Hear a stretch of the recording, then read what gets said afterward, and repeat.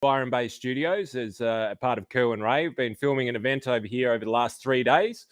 And, mate, just thought we'd have a little bit of fun on the Friday with the studio that was already set up. And, mate, I tell you what, it's a cracking place. And for those people who want to get involved in filming and doing it in a world-class type of environment, then head on down to Byron Bay and catch up with the team at Kerwin Ray, mate. It's pretty special, this studio, I can tell you, mate. I've got you on 17 screens in here, and you look as good in every one of these screens larger than life as what you do in real life, I can tell you. Well, that's fantastic. I wonder if you could have a little snapshot of around the room a bit later on anyway, but it'd be kind of cool. But we've got a bunch of people on now, Andy. So welcome to Wealth, Wine and Wisdom team, gang. Good to see you guys here today. If you haven't already noticed, Andy's in a bit of a different location. There it is. Look at that. He's up the ante. Loving it, mate. Loving it. So big shout out and g'day to Alison. And I can see a bunch of others on there. So give us a shout out who's online, where you're dialing in from, team. Welcome to Wealth, Wine and Wisdom. Andy Fenton over there. Jason Witten here. And as a few of you guys might know, we've been doing this for quite a while and supporting our community. You guys out there, property investors, investors per se in any asset class, financial planning, business. And Andy and myself have been coming to you guys live most Fridays with a glass of wine, hopefully some wisdom about wealth. And we'll see how we go today. There's plenty to chat about. There's plenty to talk about. We've got Dr. Carl, or is that Dark Casper? Anyway, hello, Dark Casper. If that's your real name, fabulous. Good to have you here with us tonight, or this evening, or this afternoon, really, depending on where you are. There's Jeff diving in. Yeah, Jeff, we think we might have a little yarn about interest rates tonight, how they may or may not affect us, Andy, as we go along. As you guys may know, if you don't, you should. What we do on the show is we cover 3 little sections in the show, which gives us a little bit of a few things to talk about and pontificate on. What's in the news? Plenty going on there, Andy. I'm pretty keen to chat to you about a few things that have popped up and things you should know. Sometimes we feel like we need to teach a little bit of something. Andy and I have got teaching at the core of our purposes on this planet. And certainly, if anyone has any questions, make sure you put them in the chat, team, and we will circle around to those questions later at the end. Jesse's got a Sauv Blanc. Andy, you look like you've got a rosé. Well, mates, I'm free. I'm out of Victoria. So for those of you, again, who haven't tuned in before, we started this off at the beginning of the pandemic in order to be able to share insights and also share the real news, not the fake news, not the sensationalist headlines, and help business owners, investors around Australia to navigate what have been extraordinarily challenging times. And, mate, it's a bit of a role reversal now because I'm out, I'm free, I'm here. Where the bloody hell are you, as the slogan goes in Queensland, is mate, very, very difficult to get into your state and get out of your state to get back into it at the moment. Same with WA. But, mate, it's Freedom Day. It's been coined. And I think probably quite commensurate with it. I thought bringing down the wall might have been appropriate as well. But, mate, it's great to be out and about, as I said, in the Byron Bay studios. But, mate, tell you, I'll look forward to be able to cross that border at some point in time. I did hear from a taxi driver or an Uber driver today that it's your constitutional right to be able to walk over the border. Apparently that's different to driving over the border. So maybe I might have to have a stroll and come up and see you, mate. Just get on foot. I do. Many years ago, I had some interesting people that I knew, Andy, talked about common law and other types of law, and they tried it on and it didn't win. So, it's an interesting one. Yeah. So what I'd really like to know from all of you out there, and you just type it into the chat box and just put a V or an N. So if you're from New South Wales, just whack an N in the chat box right now. I'd love to see if anybody is coming in from New South Wales, recently free. And if you're from Victoria, just put a V in there, a V for victory, just into the chat box right now. I'd love to know who's in from Victoria. So don't keep us in. I was going to say, are you being statist right now, Andy? Like the other the other states and territories don't matter, or Well, no, I was just going to say, and we've got Bryce and Alison in there. What the bloody hell are you doing home on a Friday night when you're finally free? Yeah, haven't you guys got anything better to do? No, but good to see. There's a few in there, Andy. There is. They must be going out after the show. So thank you for dialing in. This is the warm up. Yes, this is the warm up. Yes, well, Alison's celebrating tonight anyway. Yeah, good work, Alison, passing the economics at uni. And I know you've been doing some other studies as well. So great to see that. I'm a big fan, Andy. You and I chat about this all the time when it comes to, I think this is one of these things you should know. Two things that can be an absolute predictor of your future wealth. Number one, the amount of time and length you stay in an invested asset or investing in assets. The longer, the better. There's no other debate in that one, okay? There's just no other debate. Time will win. Time in a market, time in an asset will win, or time investing will win. If some people succeed trading, Andy, you and I both know that. And the other one, the absolute other one, is the continual upgrading of your knowledge. And I just want to acknowledge, Alison, your continual upgrading of your knowledge will equal, in one way, shape, or form, the continual upgrading of your income. And you upgrade your knowledge, you upgrade your income, you upgrade your wealth. So well done, Alison. Great job in that one. Yay. And if you keep studying economics, you'll be in one of the best jobs you can ever get into, because economics, as we've said many times, Jason, you become an economist, you get paid to be wrong on a regular basis and just come back next month and justify the reason why you made the wrong calls. So it's a sure thing. You can't go wrong, because if you're ever right, you're already in the top 10%. There you go. Economics 101, my friend. Congratulations.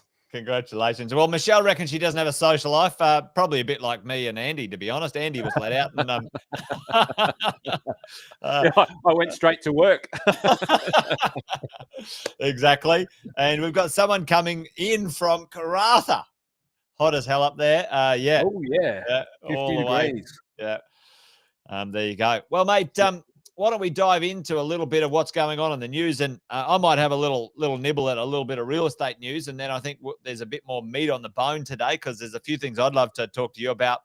And I'm sure you've got one or two things. But, let's have a look at my little sort of 5 cents worth when it comes to the property market, team. A few things happening here, Andy, which I think are quite interesting when it comes to the world of real estate.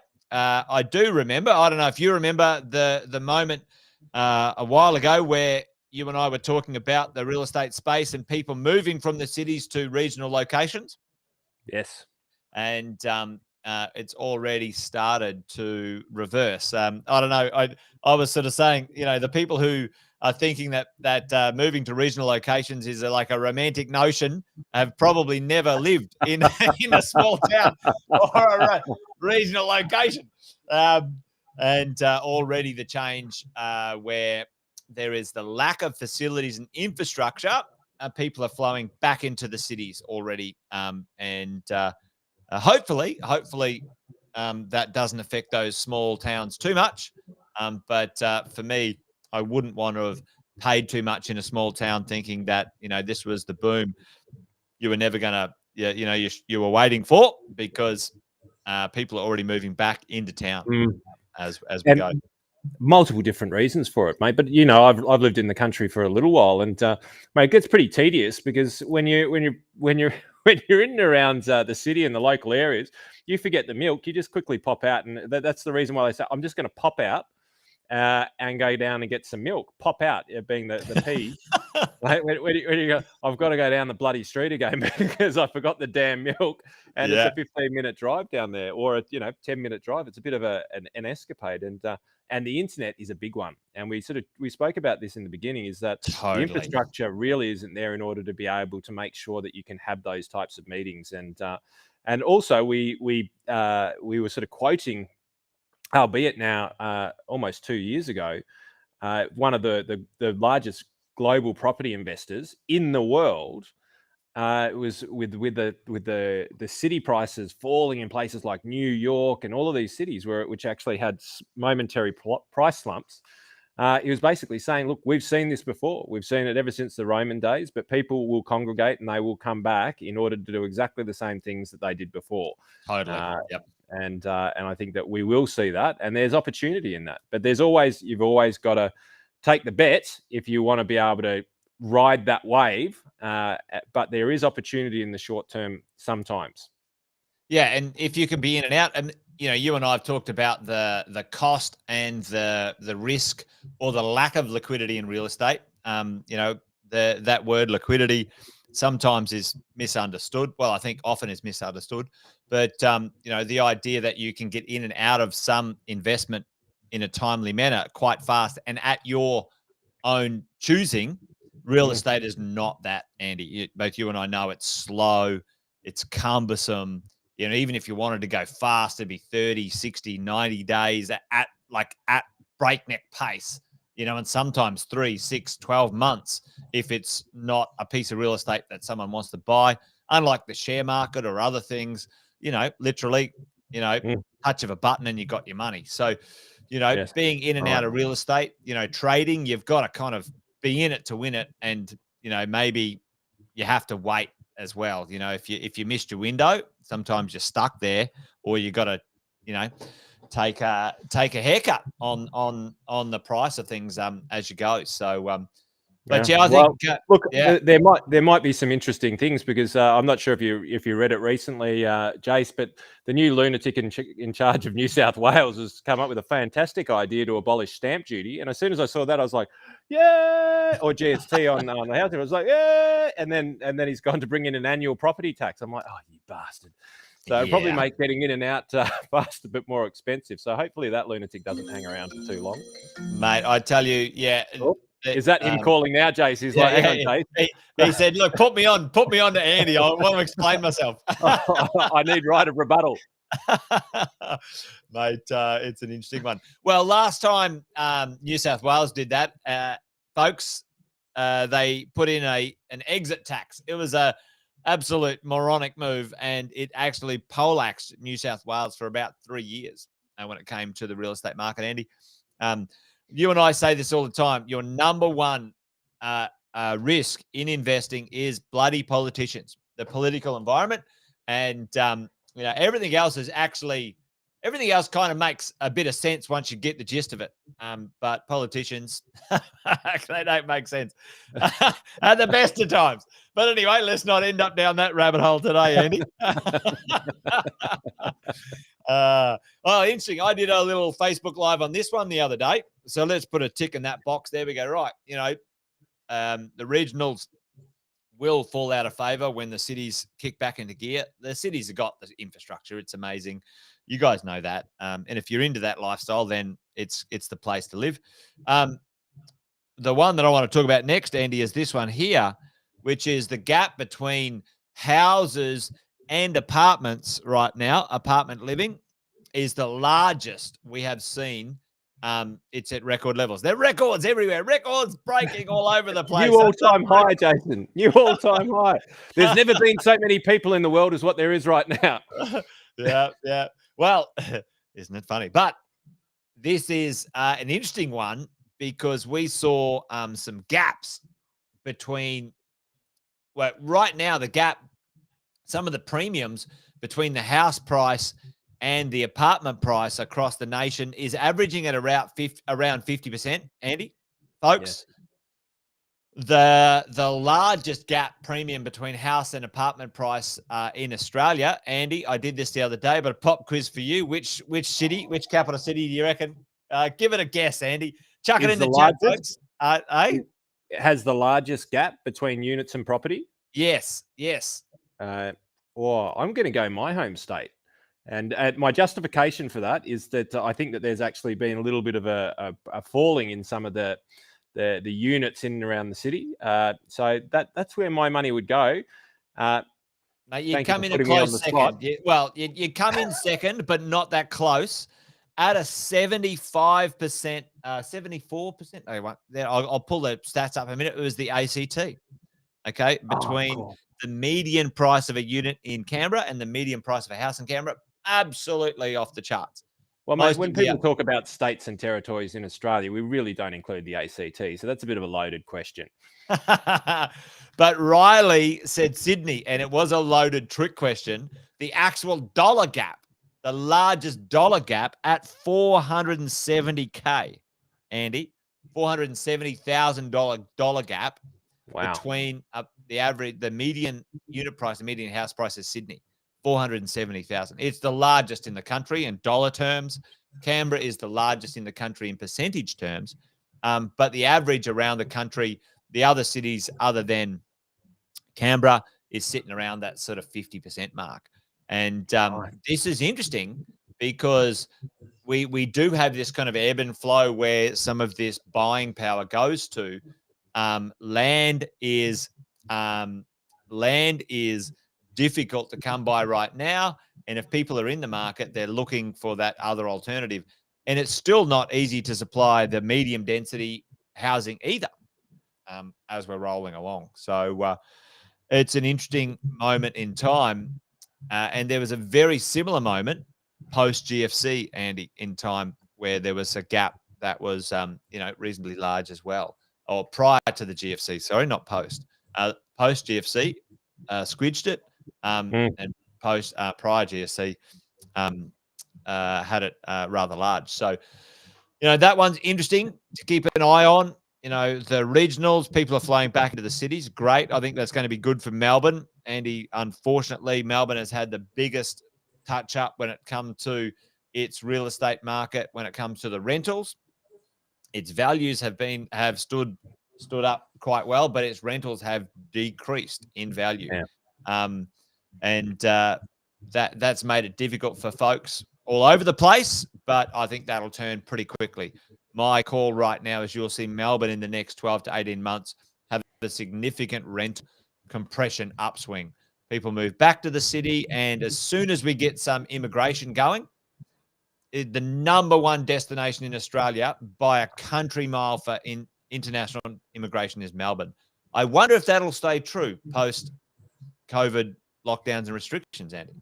Well, the only thing that's going to really impact on that is going to be the politicians, really, isn't it? Yeah. Whether they pass these draconian laws and turn it into a dictatorship, or whether they allow free market, free country to reign. So it'll be very, very interesting. So hopefully, again, that political ambivalence by people within the state of Victoria, hopefully we see that disappear over time and people start to fight back about garbage laws being passed, and because it really will. It has the potential to really, really put the screws on Victoria. Hopefully not. I think it's ridiculous, and let's just hope that it doesn't actually get passed. But might have already happened, actually. I'm not quite sure of the days that it was going through. But, mate, we will see. But there's some opportunity there regardless, right? Medium to long term. Yep. Absolutely. Yep. And also one of the, I didn't put it up here, but one of the challenges right now, folks, is that Canada, so a lot of international students technically look at a safe place to go to school, international students and university. And there's two places that, there's three, but, there's two larger places. There's Australia and there's Canada. And then there's New Zealand, considered to be very stable politically, very stable economically, and a great place to send your kids to university. Canada's crushing us. They've opened earlier, and the money's flowing to Canada. So it's I'm with you, Andy. That draconian, backward-looking decision making could kick on for a long time, way longer than it should, and that's not great for anyone. In no matter which way you slice or dice this bloody thing. Well, it looks like we've got destination number 2 on the study tour, Jason. Japan and then Canada. Nice. And then we'll finish it off with New Zealand because, we need to make sure we check out New Zealand as we go. We love it. We love it. So there you go. And last but not least, this will kind of probably lead into something, Andy, that, you and I were chatting about last week, which is some inflation, which is kind of kicking on into some interest rate rises. And we had Jeff sort of say earlier, there's a bit of a move in the old interest rates. We'll see what goes on. That hasn't flowed through to the Reserve Bank yet, Andy, when it comes to interest rates and them moving, their number. They said it may be a target, 2024 maybe. We'll see what goes 2023. What's going on? Banks are independently kicking up their long-term interest rate, or not their long-term, but their fixed interest rates. But you and I touched on this last week about, banks just hedging their bets on the money that they buy, right? Yeah, 100%. And I've got a bit to cover on this. I thought we'd dive a little bit deeper into some of the mechanics around this. We'll kick into that a bit later. Yeah, well, mate, let's say that for later. But I do just want to impress you because, I do feel inadequate when it comes to wine. When I'm in the company of Andy Fenton, but I've dusted off the flash stuff. Samantha's Paddock, 2015 Yarra Valley. Lovely. It was the only wine I had left in the house. And I couldn't drink the old one. It did taste terrible. I think it was 2 or 3 weeks old. I did have a sip of it. No, I was like, that is bad. So this one tastes pretty nice, actually, Andy. So there you go, mate. Well, that's what happens when it's freshly open. It's not several days old. But yeah. Mate, I you know what I was like, well, we don't actually have any wine here. There's no wine here. I'm like, what am I going to do with wine and wisdom? There was one bottle of wine that was like five days old that had on the first night when I got here. I'm like, nah, can't do that with Jason. No, not on my watch. He'll be able to smell it through. He'll be able to smell it through the virtual waves, and I'll be cactus. But I'm glad you're treating yourself to that. Make sure you have 2 glasses tonight, so you don't waste as much. No, exactly. I'll make sure it gets done. Well, mate, I might throw over to you. I've got a couple of other little things in the news. The crypto world. You and I have sort of chatted about that, but why don't I kick the ball over to your neck of the woods when it comes to what's in the news for you, mate? Mate, well, what's in the news over here? This is a bit new. This is a bit flash, isn't it? Yes. So I thought that we'd have. You know how I love headlines, Jace. You know how I absolutely love them, and I love it when they're consistent. Where then they're consistent by the same people, right? So this is both by the Financial Review. Look at the headlines up there. 22 hours and 21 hours ago. Economists have brought forward forecasts on the first cash rate increase in 6 months to February 2023 after the RBA upgraded its inflation outlook.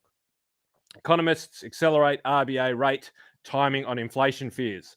And then the hour beforehand, the plunge in September quarter was steeper than the slump in the first national lockdown.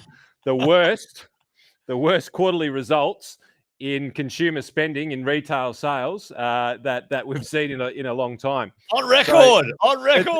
It's a record low for the year. It's a record low for the year, Jay. So this dovetails quite nicely into some of the things that I wanted to sort of chat about, because if we have a look at this is a fantastic slide. I really do feel like Jane Bunn, the weather girl here. It's going to be a little bit hot down in Mexico. Wonderful with our pina coladas and margaritas, which I had last night, a very spicy chili one.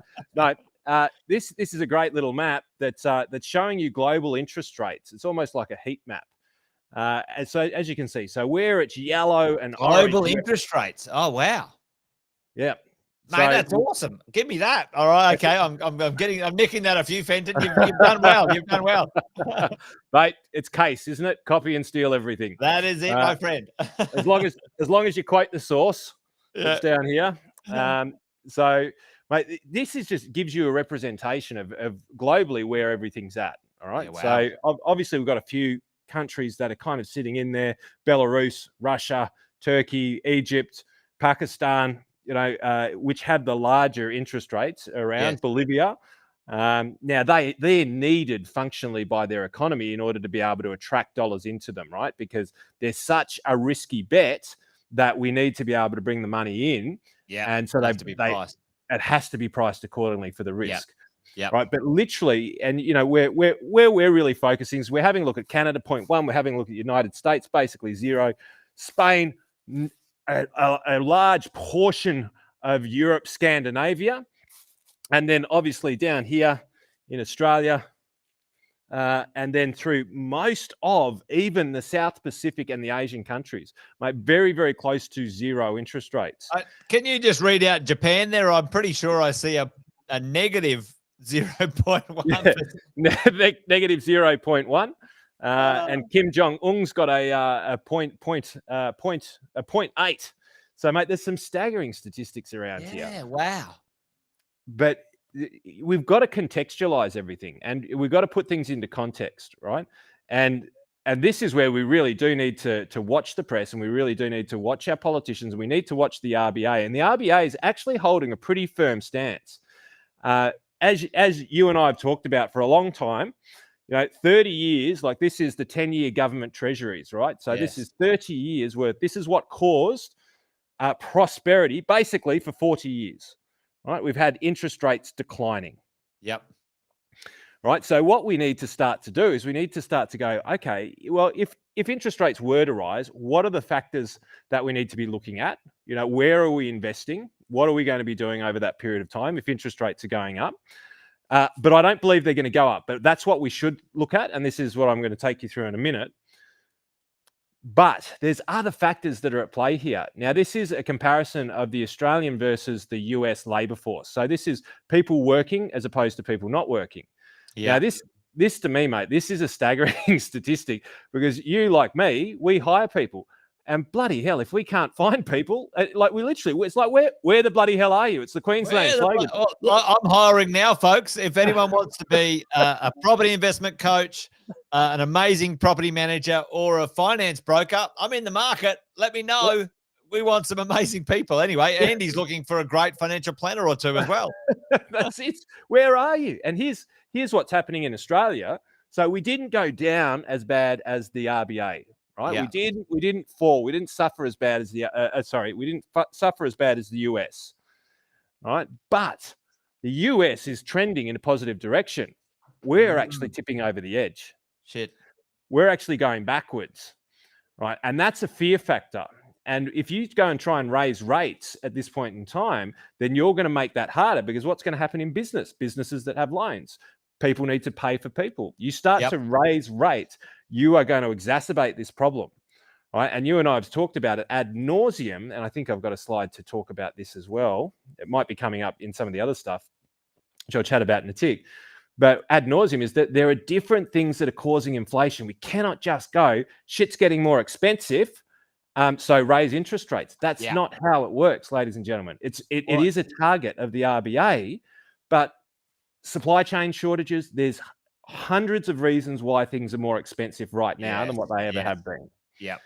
And it's not just standard free market. So the Reserve Bank is aware of this and they're getting a lot of pressure saying inflation, property. And then you have some idiot go, oh, let's put another tax on property. I mean, for God's sake, like if you've only got tax as the hammer, I mean, we've got a whole lot of politicians who've only got the tax hammer. I mean, you'd think that these people would have gone to school. Anyway, let me get started. But so there are different things at play. And you don't need a degree to be a politician, Andy. Hey, you know what I mean? You need a degree to be, a doctor, an economist, an accountant, but politician, mate, fucking knock yourself out. What's the worst that you can do? Destroy an economy? Have a go. Yeah, just give it a crack. Anyway. So when we start to look at where do we look at investing in different points in time, and this is just, I'm not saying where we're going right now because, at the moment we're definitely over here. We're definitely in forms of inflation. Yeah. Right. So anything food-based, anything real estate-based, gold, farmland, real assets, these are the things that are going to be taking off. if you start to go into potential sort of a recessionary environment, right, where they're going to start raising interest rates and things like that to try and create that recessionary feel, then you're going to start looking at hedge funds, long short funds, alternative asset classes, of which you and I have talked about a lot. Yeah. And sometimes property is actually an alternative asset class, just by the by. If you believe that the world is going to go through a massive price derationalization, then you've got to be in government bonds, fixed interest, and high dividend shares. What's a derationalization, Andy? Like, explain that in basic terms. What's a derationalization? When everything, well, it's probably the upper house and the lower house communicating, but effectively, we're talking about deflationary times, right? So when the cost of property prices fall, milk prices fall, cigarette prices fall, everything starts to become cheaper. So there's a fear in that right now where you go, well, okay, this is a temporary inflation issue just because we've got some supply chain issues, but they're short term. They're not real inflationary underpinnings. Yeah. Yeah, and they will balance. They will balance back out. They will find their new equilibrium if they're given time. Yes. Right. And you might need to tweak a few things here, but these are minor policy tweaks, not major changes in the Reserve Bank cash rate. Yeah. Right. Because what you end up doing is if you do stuff like that, you're talking about 10-year decisions. When you start to look at the cash rate, you're looking 10 years into the future, your 10-year government treasuries, which we were looking at in graph number 1. Yep. Right. So when they're making those decisions, they really got to be thinking, what's the 10-year outlook? And they're getting pressure and political opinions on the short-termism. And it's BS, and it puts a lot of pressure on them. Personally, I think the Reserve Bank is doing a pretty bang-up job at the moment because, just by comparison, because they did a pretty shit job coming out of the GFC. Yeah. Righto, you like about time you got your shit together.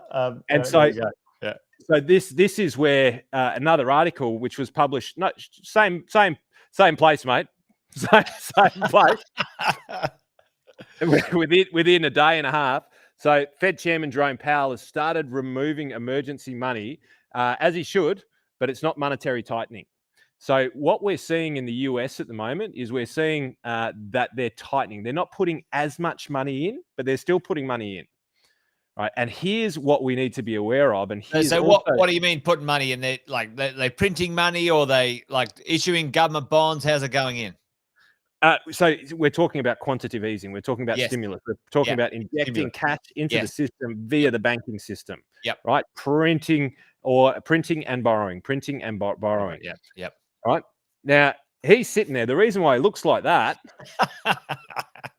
is because he's old. No, the reason why it looks like that is because there's a genuine concern, because this is what happens, right? In the GFC, the coloured parts are when they hit quantitative easing, right? So when the Federal Reserve started punching money into the economy in big amounts, that stimulus, quantitative easing, all of that sort of jazz, this is their stock market.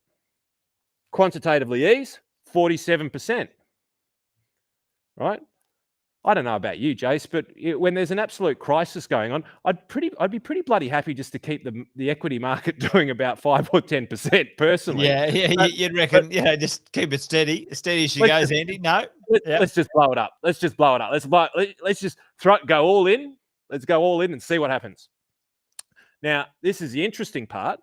They tapered, they stopped. Yes, and it went sideways, 2%, right, over. What are we talking? 6 months, right? Then they had to hit it again. So they hit the quantitative easing. What happened? Went up 10%. So the impact was shorter, right? The impact was shorter and it was less aggressive.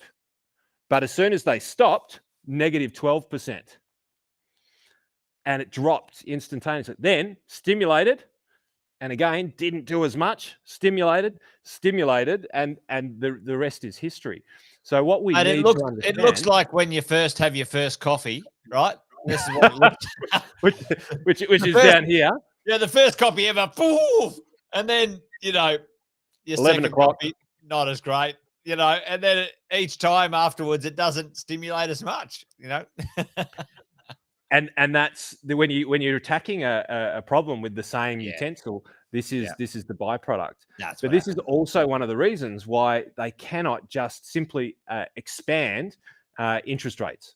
Right? Didn't fix the underlying problem. It didn't fix the underlying economic issue, or employment issue, or attitude issue, whatever it is. It's just like, just chuck some money at it. Yep.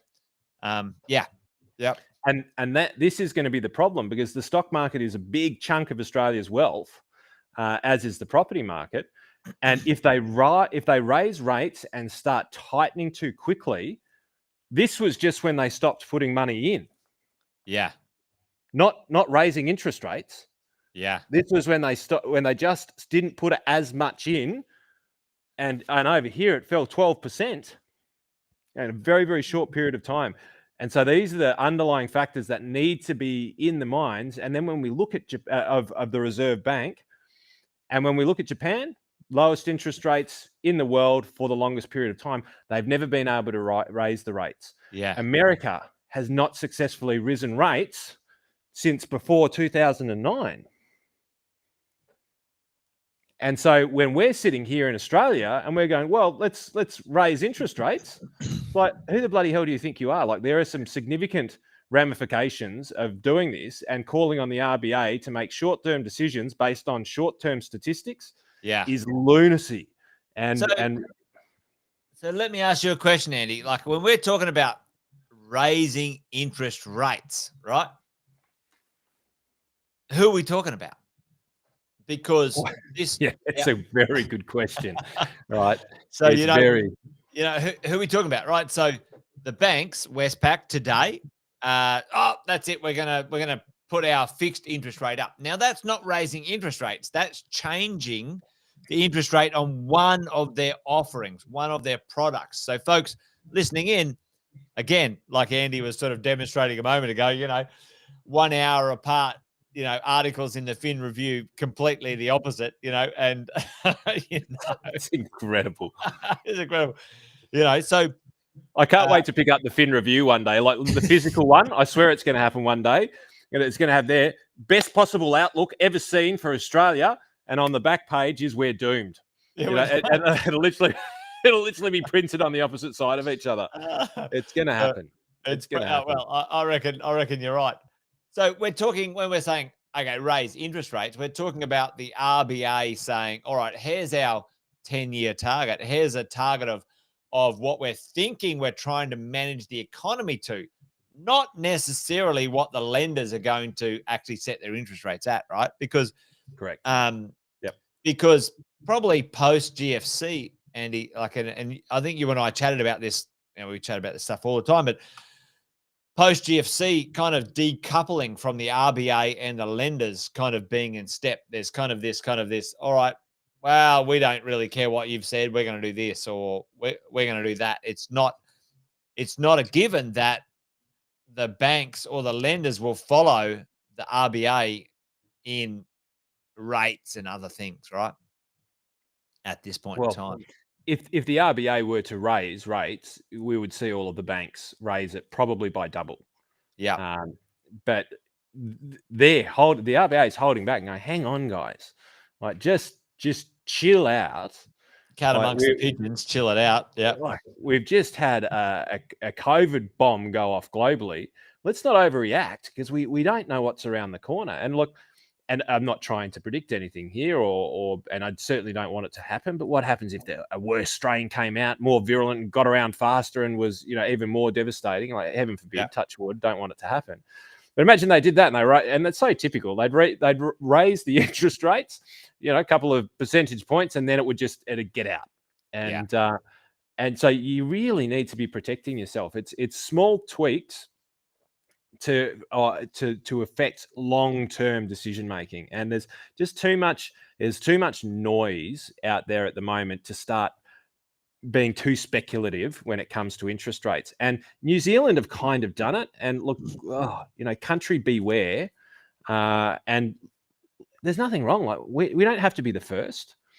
Let's just watch what happens a little bit, because it's their economy. And but what's happening is that short-term fear is getting into that 3-year treasury, right? So the expectation that the 3-year treasury is going to be significantly more expensive. So you will pay more for that now. And so banks have the same thing, whereby they're kind of, and I reckon it's BS. I just reckon they're using it as a bit of an excuse to start to slowly adjust rates, greater profit. Mate, You watch it. I reckon they are, mate. Yeah, they're making a good margin now. They're making a better margin now than they were ages ago, right? Yeah. Why are we raising interest rates? Because the headlines are saying there's so much inflation around, interest rates are going to go up. Okay. Boom. Do they believe that? And we're going to close down all of our stores and go completely 100% virtual because we can provide a better customer experience. What you're going to see on the balance sheet of the banks is record profits. You're going to see it. I mark my word. Unless something comes from left field, you're going to see some big profit numbers come out of the banks in the next reporting season, and it's going to be interest rate rises. It's going to be firing more people, and it will be very, very interesting. What's real or not? I mean, I think I've got something here. I was just trying to find it, but banks closing down more, right? And again, record closing downs of actual physical locations. They're shutting them down. They're ripping out ATMs. People aren't using them. Away you go. So that's an interesting one. We've got a couple of questions in here. Jeff reckons he wants to case your qualifications. He's over dump truck driving, Andy. So he's going to copy and steal your qualification. That's all right. I'll send you over the PDFs. Away we go. But Allison here is like, champagne's kicked in, Andy. What the hell is a non-fungible token? Some guy lost 3 pictures of a cartoon ape and it cost him millions of bucks. NFT thieves. I don't get it. Well, it's certainly an interesting space, bro. And Allison, this is one thing. One of the next bits that I was going to sort of bring up, Andy, which might lead us into the next conversation for this evening. What's in the news for us as mere mortals when it comes to the world of investing? This world of digital value, digital assets is like, it's taken shape. It's been living in the sort of, the back rooms and the Dungeons and Dragons nerd world for maybe 10 years or so, maybe seriously for 5 years. But it's certainly coming of age, the world of what is a digital asset, folks. And it takes a little bit of getting your head around, Andy, and then it doesn't. And Allison, this is kind of probably for you and anyone else listening in, obviously. One of the lenders in Australia is saying, hey, listen, no problems. We're going to add crypto to our banking app. Like, you can manage and see your crypto holdings in your banking app. And Andy, you might know a little bit more about this. I understand that a number of the exchanges around the world are now welcoming, at the very minimum, ETH and Bitcoin to the exchange platforms. Yep. Yeah, Ethereum and Bitcoin to the platforms. And also Australia has now, trying to get ahead of it. Let's hope it does, with these decentralized technologies. And so, what does it look like when Allison sort of says, hey, listen, what's this going on? What's a non-fungible token? Well, in my world, I understand that stuff as, trademarks or exclusive rights to something. Allison, if you think you might have written a book or you've done a painting, Andy, you've done a painting in the physical world, if you own the painting, then, it's yours. Now, in the digital world, how do you know you own the painting? Because everyone can copy it and put it everywhere. Well, there's like a digital recording of that painting, and now if it's used under this token, there's some sort of either contribution, monetary or whatever, into the future value contribution. So that's what it looks like. And Allison said, she might have a few more drinks and do a painting tonight. It's not a bad idea, to be honest. You know, I do know a few people chucking these non-fungible tokens on top of things, and people are on them because they're interested in the non-fungible token, not necessarily the actual underlying art. Anyway, can you add any I don't know, look, wisdom to this? There's a reality behind it. Now there's a trillion. I've forgotten the last number, and I'm gonna dog line. Jeff's all over it. But effectively, I see it like this: your average platform is costing you somewhere in the vicinity of $50 an average sort of trade, right? In crypto world, crypto is being traded at extraordinarily high volumes, massive, and there is some massive profit to be made in this. There are more trades now that are going on in crypto than in Australia than on the ASX. Allegedly, I haven't seen the factual data, but I've read articles in and around this. It's actually saying there's more trades being done. I'll find the data and I'll bring it to you so I can give you the real facts behind it. So everybody is getting in to this world of crypto, and in some respects it's online gambling, right? It really is, because it is. It totally is. What's the underlying asset? Well, yeah. It's fun and it's themed behind it. Look, I'll have probably about 20 conversations a week in and around this sort of stuff, and I sort of say, okay, what is the tangible value that this is going to bring to the world? And I hear a myriad of bullshit, and it's all linked, right? But nobody's quite figured out exactly how it's going to work. So people are taking bets on it. Yeah. Right. And there's no doubt that this technology is going to expand, and the banks need to be at least playing some sort of a role in it in order to be able to track it, because the banks are also the main reason for the banks in Australia and the banks globally is to become the payment facilitator for the globe and for the country. Right. So the payment facilitator, and bring stability to the payment cycle of the world. Yeah. Now, where there is such large volumes of trade going on now that is in this world, which is now unavoidable, right? That was the second largest asset class last time I looked, single asset class. Then the banks really need to be a part of it in order to be able to facilitate that trade. Yeah. Otherwise, they're going to lose it, and they can't manage the payment stability for countries if a lot of the trading is not actually happening with them. So they need to be a part of it. By being part of it, they will certainly be able to add the dollars into the bank by the trading that goes on behind the scenes with them, and they'll experiment with the way that the underlying currencies are going to be used. Right. So for instantaneous transactions, it will permeate into natural banking. In what capacity? We're yet to see it. And the non-fungible tokens is an interesting one, because I always just look back at, and we went to a presentation, Jace, where he articulated really well what a non-fungible token is. And I just sit there and I go, well, a non-fungible token is a smart contract. That's it. Right. If you look at it as a smart contract, something that is a technology-based contract, which you can create anything in. You can trademark a song, and you can anchor different benefits to that. Hell, you could have it as your own personal service. I could sell a non-fungible token, which is the right to receive financial advice for X amount of dollars. And then, Jason, you get the advice from me through that non-fungible token. And then you could have, as a part of that contract, that you can sell that token to anybody for whatever price you want, as long as I get my X amount of dollars plus a share of the profit that sits over and on top. So when you start to look at then this world of non-fungible tokens and how this can spread just by thinking about it as smart contracts, it's limitless.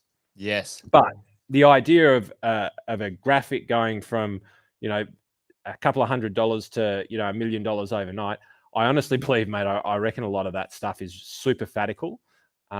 And that sort of stuff will die out as there becomes more normalized. What the hell is super fatical, Andy Fenton? Like, I know you're an intelligent guy, but what the hell is super fatical? I think I might have made up a word, mate, to be fair. It's just a fad, like a Oh, super fad. fad. Fad. Oh, Like, yeah. Super fad. Yeah, okay. like flares and bell bottoms from your generation, mate. Love it. I reckon you made up a great word just now. That's fucking great. If it's a real word, let's tell me, folks. That sounds like a Ponzi scheme. Yeah, Bryce. Super fadical. You heard it here first. I Next heard one it into here first. the Oxford Dictionary next year, super fadical. But it really is, and until it finds its place, you're going to see some outrageous bids, because it's all right to pay for $1 million for it, but that doesn't mean it's worth $1 million. It's only worth $1 million if somebody else is going to buy it off you for that price or more. And if they don't, then it's not, right? And this is where people need to understand that it's also the wild, wild west, right? And there are people who are smart, who know how to play the system, and they're playing the system, and they're going to influence you. Like, have a look at Shiba as a coin, just went up, took off like a rocket, and made people significant amounts of money, and then all of a sudden just fell from grace. Jason, what was the difference between Shiba yesterday and Shiba today? I don't even know. The only Shiba I know, She-Ra was when I used to watch He-Man, and then there was She-Ra. So, Andy, I wouldn't have a clue. Probably the same relevance factor.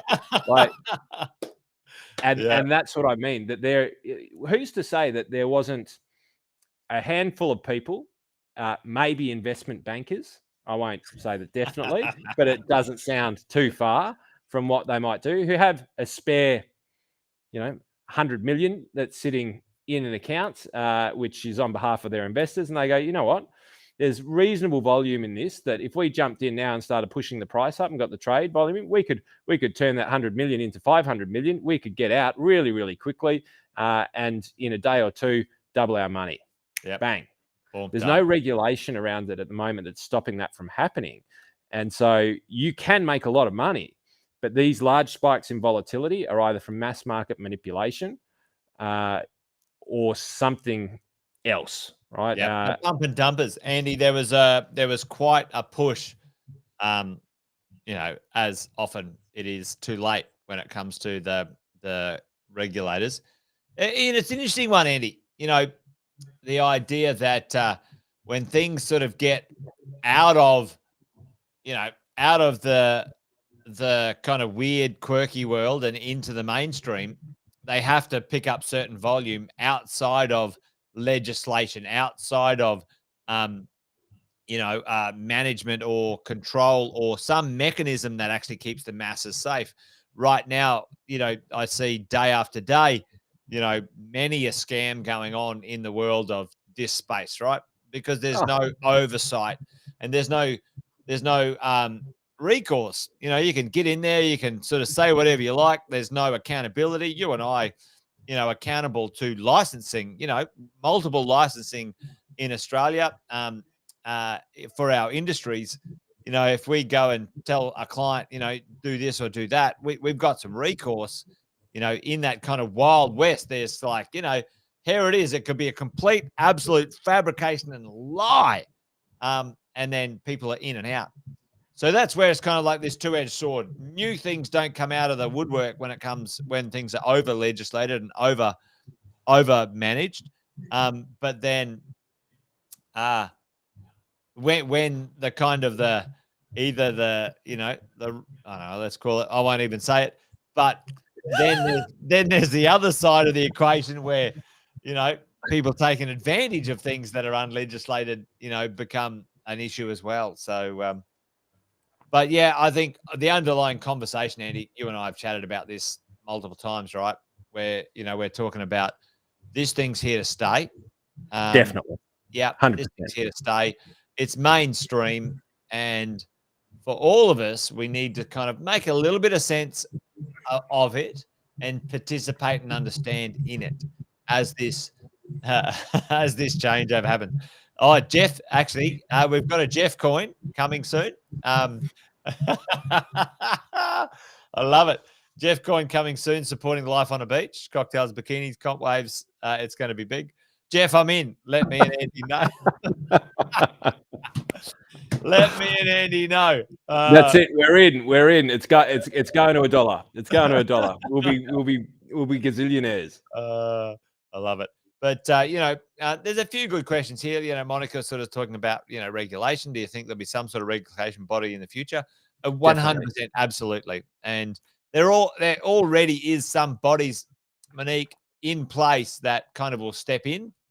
Well, they're probably as soon as you got a bank, Jace, managing that money, and that's coming in and out of a bank account, that's regulated. The banking system is regulated. So as CBA gets in that, and $10,000, I went to try and get money out. I said this the other week. Anyway, I'll say it again because I was pissed off. I went to get $20K out of the bank, and they wouldn't give me the money. I had to sign for it. I had to jump through hoops in order to get the cash. Yeah. And then they asked me what it was for. I said, none of your business. And they said, well, we have to ask. And I said, well, I don't have to answer. And they said, yeah, fair enough. But the reality is, and it's under anti-money laundering legislation. Yes. So the old big brother, don't even get me started. I'm getting myself started. I know it's at the end of the night. Let's not go into too much. Hang on. I'm about to go, Jason. I can't stand it. But we've got the anti-money laundering and terrorist legislation that sits behind it, basically allowing or making it mandatory for large amounts to be tracked. Yes. Now, when that comes from a trading platform into a bank account, it already is regulated to some degree. Already regulated. Right? Yeah. And now the bank's getting involved. When it turns into money, fiat, like local currency, that's when kind of everything's. Somebody's paying attention, right, Andy? Like that's the thing, Yep. And as soon as the payment systems start to open up for these sorts of things, there will be filtration points, and the filtration points will be where the regulation sits. Yes. And it's just trying to figure out what that looks like in the future. It's still a little bit down the track, but you can now pay for. You can get sort of, and I was having a chat with a friend the other night and sort of saying, we can get credit cards now and you can use the coin currency. It's not actually what's happening. You're not using the coin directly. It's a conversion of the coin to currency and then through Amex or whatever. Yeah. There are versions of cards where the vendor or the merchant will accept a specific type of coin, and that's slightly different. And as we see more of those mechanisms of change, then you'll see the tax bodies come in and start to regulate those exchanges as well. There's already tax law flowing in, Andy, based on, do you own these assets in one way, shape or form? You got to pay your dollars and cents. You got to get your head around them. I'm sure, and it might be a very cool little historical,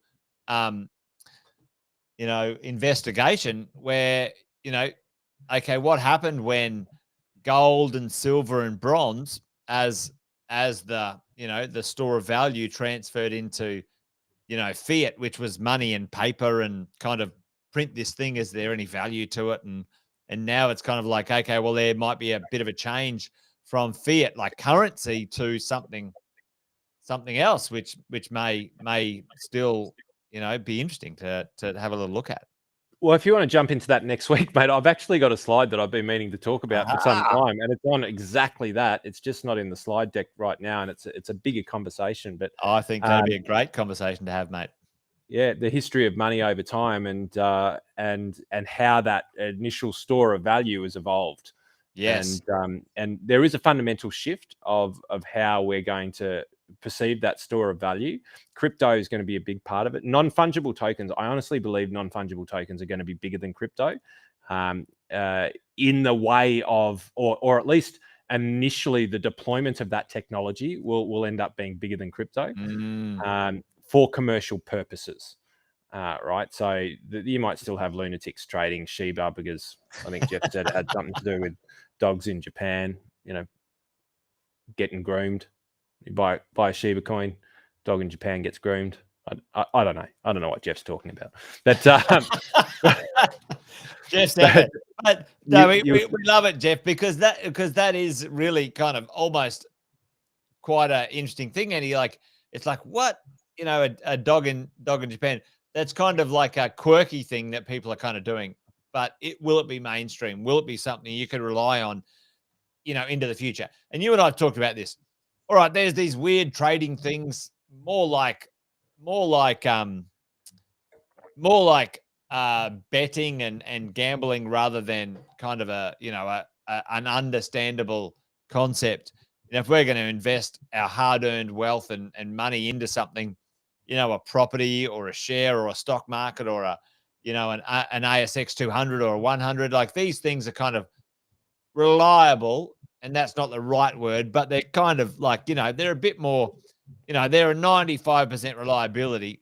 But an NFT is like kind of maybe a 1% reliability and 99%. Fuck, let's see how this goes. So there's a big bridge for people to understand it. Yes. And as people start to understand the utilization of it, we'll see, that Moore's law or that exponential growth start to come in as people start to become more familiar with how they can actually be used. And in the short term, there's going to be mass volatility. Sure, there's going to be money that can be made. Yeah. My belief, my opinion is that it's mostly going to be made by people who have that coin to manipulate it. Yes. That's where the manipulation can happen, right? If you've got the ability to buy and sell at mass volume, and then the kind of the regular, the folks kind of get caught up in the woohoo, it's all happening. They're the ones that get taken advantage of. And that's what regulation's for, folks. Whether you like it or not, those industries and bodies and regulators do play a good, it's an important part of our system. Sometimes they're either too lazy, too stupid, or not capable enough to fucking do their jobs properly. Anyway. And sometimes they're all three. All three at once. Anyway, there you go.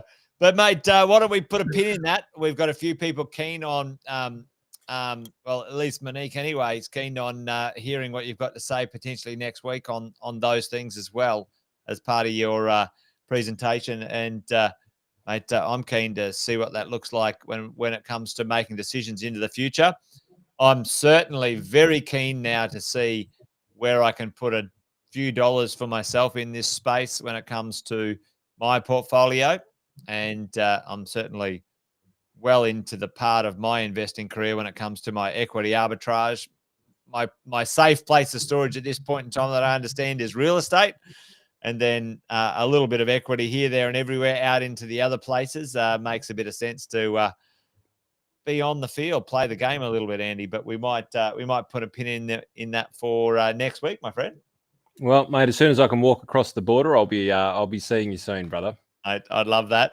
All right, well, folks, you guys be good, be awesome. And Alison reckons we should talk about Elon Musk being world leader from here on.